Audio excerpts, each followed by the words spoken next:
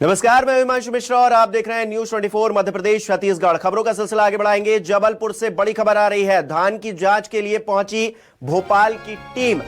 शाहपुरा में 2 गोदामों में छापामार कार्रवाई की गई है। जांच में धान में भारी मात्रा में मिलावट की बात निकलकर सामने आ रही है। 1 लाख से ज्यादा बोरियों में खराब धान पाया गया है। वेयर हाउस में खराब धान का स्टॉक पाया गया है।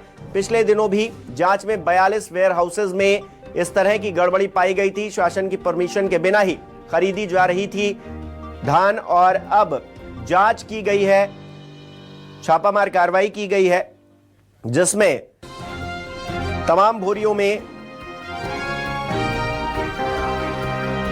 बेकार धान पाया गया है और शाहपुरा में 2 गोदामों में यह छापामार कार्रवाई की गई है। धान में भारी मात्रा में मिलावट देखी गई है और इस बाबत ये जांच की गई और देख सकते हैं आप किस तरह से चेकिंग की जा रही है। 1 लाख से ज्यादा बोरियों में खराब धान मिला है।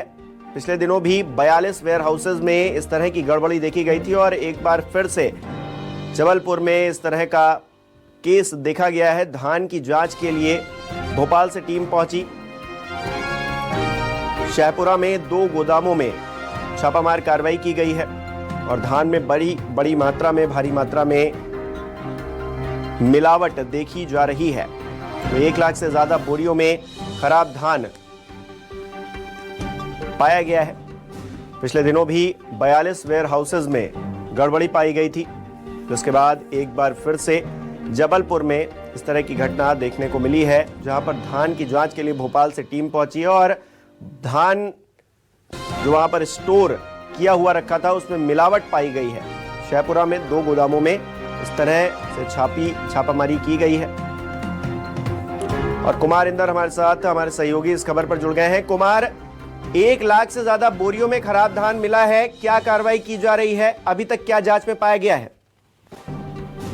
देखिए, जैसे कि पिछले दिनों ही आप लोगों से जिस तरह से वेयर हाउस मालिकों ने और बड़े किसानों ने मिलकर जो है बड़े बिना परमिशन के, बिना ही खरीदी केंद्र बनाए गए ही लाखों क्विंटल धान जो है वहां पर पलटा दी गई थी, किसानों से खरीदी कर दी गई थी। और ये अंदेशा साफ था कि इन धान के बीच में जो है खराब धान यानी कि सड़ी हुई धान, अमानक धान मिलाकर जो है वेयर एक्सरे के गोदामों तक पहुंचाने की तैयारी चल रही थी।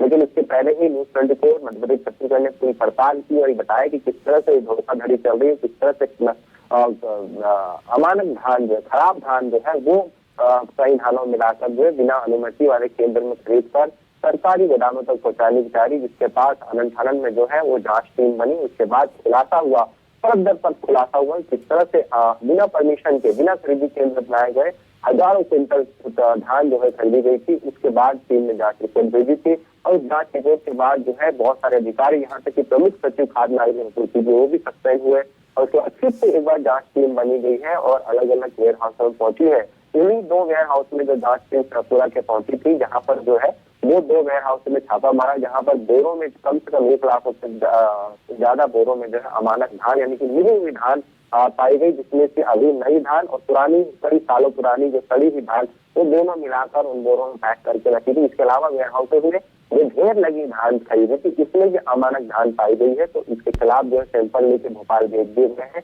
और उनके खिलाफ कार्रवाई की जाएगी। इस कार्रवाई से कहीं ना कहीं वेयर हाउसों के खिलाफ जो हड़कंप मचा हुआ है, जो जिन्होंने इस तरह की अनियमितताएं की थी, अमानक धान के साथ नई धान खरीद के रखी थी बिना शासन के परमिशन के, अनुमति के, और कहीं ना कहीं पूरा गोरखधंधा राजपास होने के बाद इन पर फिर से जो है आज चुनौती ये सामने खड़ी हुई, जो अमानक धान, जो गैर पैमाने के धान है, जो खराब धान है, जिसको मिला दी गई और मिक्सिंग की धान को कैसे अलग किया जाएगा, कैसे किसानों की नई धान जो है वो अलग की जाएगी, बड़ी चुनौती है। तो कहीं ना कहीं कलेक्टर भी इस मामले में मोर्चा संभाले है। भोपाल से आई टीम ने भी जांच पड़ताल कर दी है। अब वो जगह जगह पहुंच रही है। वेयर हाउस में अलग अलग किसानों की धान को छटनी करने की, वाजिब किसान कौन है, इनके धान छाटे जा रहे हैं और अच्छी धान और खराब धान को अलग किया जाएगा। उसके बाद ये कह सकते हैं कि फिर से पूरी प्रोसेसिंग होगी। उसके बाद जो मानक धान है उसको खरीदने का काम जो है किया जाए। कलेक्टर ने ये भी कहा था पिछले दिन जो किसान धरने में बैठे थे, कलेक्टर ने साफ कहा था कि उन्हें ब्लैकमेल करने की प्रशासन को दबाव बनाने की जरूरत नहीं है।